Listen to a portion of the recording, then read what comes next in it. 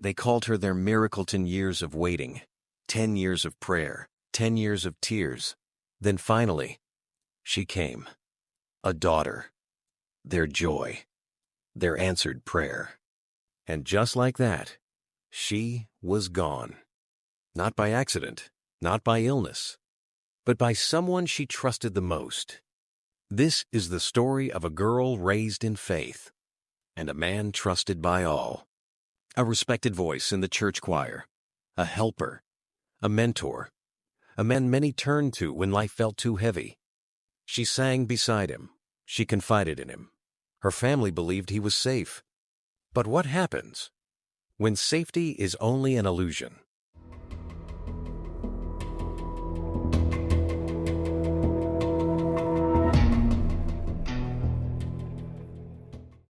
Imagine growing up knowing you were deeply wanted, that before you were born, your parents waited through hospital visits, whispered prayers in the dark, and long years of hoping. She was that child, the one who made the waiting worth it. She grew up loved, sheltered, raised in a tight-knit community where the church was more than a building, it was family. And there, among the voices that filled the choir stands, she found hers. Pure, joyful, powerful. He stood beside her, guiding voices, shaping melodies, a man everyone knew, everyone trusted. He lived close to the church. His door was always open, always welcoming. He said all the right things. He offered help when people needed it. So when he said she could stay over for the night after a long church event, no one thought twice. No one imagined that would be the last time she'd ever be seen alive. Her mother would wait by the door that night. Her father would check his phone again and again. Hours passed, then days. But the man who'd offered her a place to rest had taken everything. And what he did behind those doors was nothing short of unthinkable. And the biggest question of all, how could a man of faith do something like this? How well do we really know the people we trust? Would you have let your daughter stay the night? Would you have questioned it? Would you have seen the signs? For 10 long years, they waited. Her parents had tried everything. Each passing year came with more questions, more tears, but they never gave up. They believed. And one morning, after years of heartbreak, they got the news they had almost stopped hope for. They were going to have a child. Hope was born on a rainy Tuesday morning. The nurses said she came into the world calm, eyes wide open, as if she knew she was long awaited. From the moment her mother held her, everything else faded. They named her Hope because that's what she had brought into their lives. As she grew, so did the love around her. She was quiet, curious, always humming to herself, even as a toddler. Her parents raised her to be kind, to trust in people, to trust in God. They believed she had a purpose, something special, waiting for her down the line. Every Sunday, she sat between them in church, small hands folded, listening, learning, singing, always singing. By the time she was 9, people in the congregation had already taken notice of her voice. It was clear, strong, pure. And for her parents, watching her grow up in faith, surrounded by love, was more than they had ever dreamed of. The church was a close-knit one, modest building, white walls, a single bell above the entrance. Inside, it always felt warm, familiar faces, smiles in the hallway, children running to Sunday school, adults lingering for tea after service. Everyone knew everyone, or thought they did. The choir was the pride of the church, always rehearsing, always performing with joy. And at the head of it all, Washam, the choir director. Tall, soft-spoken, always dressed neat. People respected him. He spoke gently, quoted scripture with ease, always ready with a smile or a helping hand. He'd been at the church for over a decade, led weddings, funerals, baptisms. Families trusted him. Parents encouraged their children to learn under him. He had a way of making everyone feel seen, important, like they mattered. And when Hope joined the choir as a teenager, it felt natural. She had the voice. He had the skill to guide her. He praised her often, told her she had a gift, that with more training, she could go far. She believed him. So did her parents. After all, what danger could there be in trusting a man who had led the choir for years? Hope was 14 when she officially joined the choir. She'd been singing in the congregation for years, but this was different. This meant weekly rehearsals, more structure, discipline. He noticed her right away. He gave her solos, extra time after practice, encouragement. He made her feel special. Sometimes he'd walk her to the bus stop. Sometimes he'd wait with her until her ride came. He'd offer advice no just about music, but life, friends, school, faith. And she listened. To many in the church, it looked like a mentor taking a young girl under his wing, nothing more. But there were small things, little moments that might not have meant anything, or maybe they meant everything. The way he always touched her shoulder before speaking to her. The way he seemed to notice when she wore something new. The way he sometimes asked questions that felt a little too personal. But no one said anything. Because he was the choir director. Because he had never given anyone a reason to worry. Because in their minds he wouldn't. But in a place filled with prayer, worship, and trust, who would question the man who taught the choir how to sing? Would you have noticed something was off? Or would you have trusted him, too? By her second year in the choir, she was no longer the shy teenager hiding behind the altos. She stood tall now, clear voice, confident eyes, and the congregation noticed. Sunday after Sunday, she led worship. People clapped. Some cried. They said she sang like someone far older, like someone who'd lived 1,000 lives. He was the one who helped bring that out of her. The choir director. He showed her how to control her breath, how to hold notes longer, how to carry a song with feeling. He gave her extra time after rehearsal. Always encouraging. Always supportive. He'd say things like, "You have something special," or, "I wish I had your voice when I was your age." To her, he was more than a mentor, more than a teacher. He was like a big brother, someone who looked out for her, someone she could talk to when things at school felt hard, when her parents didn't quite understand. And she wasn't the only one who felt that way. Ask around, and people had only good things to say. He's one of the good ones.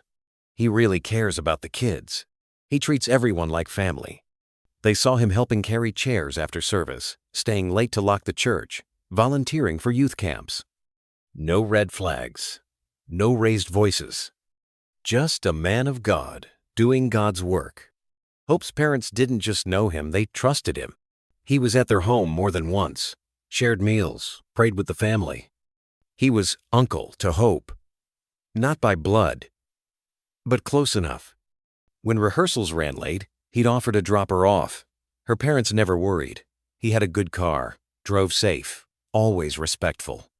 Sometimes he'd buy her snacks on the way home, ask about school, laugh at her jokes. He reminded her to pray, to stay away from bad company. He gave advice that any parent would agree with.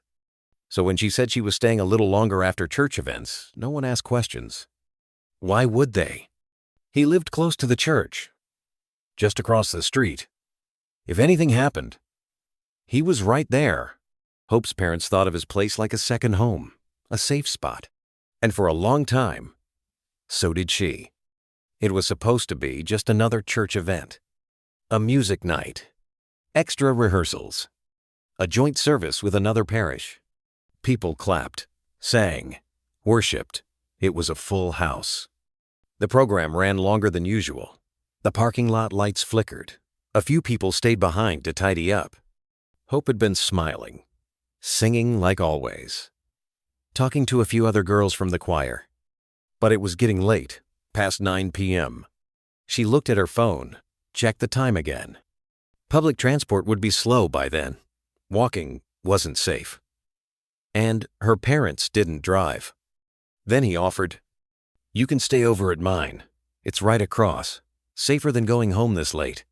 She hesitated for a moment, but it wasn't the first time she'd been there. He'd helped before. He'd always been kind. So she texted her mom, "I'm staying over at Uncle's. Too late to come home." Her mom replied, "Okay, lock the door and sleep well." Everything seemed normal. They got to the house. The lights were on. The hallway smelled like air freshener. He made food. Gospel music played low in the background. They talked for a bit. He asked about school, laughed when she told him a funny story. He handed her a plate. She thanked him, took a few bites. And then, silence. No phone calls. No texts. No updates. The house was still. The street was quiet. The lights were off by midnight. But behind those walls, something was happening. The next morning, when her parents didn't hear from her, they called. No answer. They tried again. And again. No one picked up. The last thing she remembered was laughing. He was telling a story, something about his time in music school. She didn't know if it was even true, but she laughed anyway. He always had a way with words. The food was warm. It tasted okay. She wasn't very hungry, but she didn't want to seem rude. She had a few more bites. Then it started. A strange heat behind her eyes. Her arms felt heavy, her mouth dry. She reached for her water bottle but knocked it over. He stood up slowly and picked it up. Calm. Almost too calm. She mumbled something like, "I feel funny." He didn't answer, just nodded. The hallway looked longer than before. The ceiling looked too bright. Her vision started fading. And then, nothing. No more movement. No more sound. No more breath. That was the last night she was ever seen alive. It didn't start that night. This Manthis choir director he had been part of something for a while. He was quiet about it. Careful. Always 2 steps ahead. He'd studied just enough to understand the body. He had access, tools, knowledge, a way to reach people who were desperate for kidneys, livers, hearts. And there were buyers. People overseas, people local, rich enough to never ask questions. He wasn't working alone. He had help from people who didn't wear choir robes or sing in church. People who knew what to do next once the drugs kicked in. To some, he was still the man who led worship with his eyes closed, tears rolling down his cheek. To others, just a name passed around in the dark. A supplier. And that night, after she fell unconscious, they got to work. Quick, efficient. No hesitation. No second thoughts. Not because they were forced to do it, but because they'd done it before. And because they knew how to make someone disappear. Morning came. Sunday service started. The choir sang. But there was one voice missing. Her mother texted. No reply. Her father called. Straight to voicemail. Her phone switched off. They waited at the back of the church, hoping she'd rush in late, apologizing. She didn't. Hours passed. Worry turned into panic. Panic into fear. By evening, they called everyone they could think of. Nobody had seen her, not since last night, not since the event. They went to the house. Knocked. No answer. They asked neighbors who said the lights had been off since early morning. Then the police got involved. They found nothing. No signs of struggle. No body. No hope. Just a quiet house. And a man who had already disappeared. The choir director. Gone. Vanished into the wind. No trail. No goodbye. A man who had led hundreds in song now, missing, like the child he was trusted to protect. And the family? Left with questions. Where is our daughter? What really happened that night? And if this could happen in a church, where else could it not happen? It started with silence. Calls went unanswered. Texts showed delivered but not read. Her mother had a bad feeling the moment she opened her eyes that morning. A mother always knows. She called again. No reply. Then again, still nothing. By noon, they'd called everyone they could. Friends, cousins, choir members. No one had heard from her. No one had seen her, except one person. The man she said she was staying with. He answered on the second ring. Calm. Too calm. I haven't seen her. She never came here, he said. He told them she probably changed her mind and went home with someone else. But that didn't make sense. Her mother remembered the last message. I'm staying over at Uncle's, too late to come home. So, where was she? The church grew quiet. People started whispering. Someone mentioned he was the last one to leave the event that night. That was all it took for the questions to begin. At first, he stayed calm, smiled when people asked questions, said he was praying for her safe return. But things didn't add up. One day, he told someone she didn't show up. Another day, he said she left after the event. Then, someone else heard him say she might have gone to a friend's house. Too many versions. None of them the same. Then someone checked the CCTV at the back of the church building. It was old. The image wasn't very clear. A figure leaving. Tall, slim, wearing the same clothes he had on during the service. Walking alone. She wasn't with him. And it wasn't just that. Neighbors Squeat for days suddenly started remembering things. They mentioned unfamiliar cars parked near his house that night. People they didn't recognize. One said she thought she heard muffled voices and dragging sounds around 4 a.m., but didn't want to interfere. That's when the family brought someone else in. A private investigator. Someone who wasn't afraid to ask the questions others were avoiding. And when he did, the truth began to pull at the seams. It started with a routine knock. He didn't answer. The police came next, and they didn't knock twice. Inside his house, things didn't look right. There was a locked room. The kind of lock people install when they don't want others to ask questions. Inside, they found a steel table. Cold. Clean. Surgical tools, lined up, labeled. A small fridge, locked tight. When they opened it, they stepped back. It was real, all of it. And then, his computer. Hidden folders. Names. Dates. Blood types. Organ matches. Pictures of girls. Some from the church. Some from other places. He had kept track. He had a system. When they arrested him, he said nothing. Just stared ahead like he'd rehearsed that moment over and over. And the church? It went quiet. The choir didn't meet that week. People stopped singing. How do you sing when the person who led the music was hiding a world no one ever imagined? How long had he planned this? Would you have noticed the signs? If your daughter sent you a message like that, what would you have done next? The courtroom was quiet that day. No singing. No prayers. Just the sound of chairs shifting, shoes scuffing floors, and the voices of people still trying to understand what had happened. He sat there, wearing the same face he wore every Sunday. Calm. Steady. As if none of this applied to him. When asked if he had anything to say, he only looked at the judge and nodded. And then, slowly, he told them everything. What he'd done. Why he did it. How long he had been doing it. There were no tears in his eyes. No tremble in his voice. He explained it all like he was reading out a list of groceries.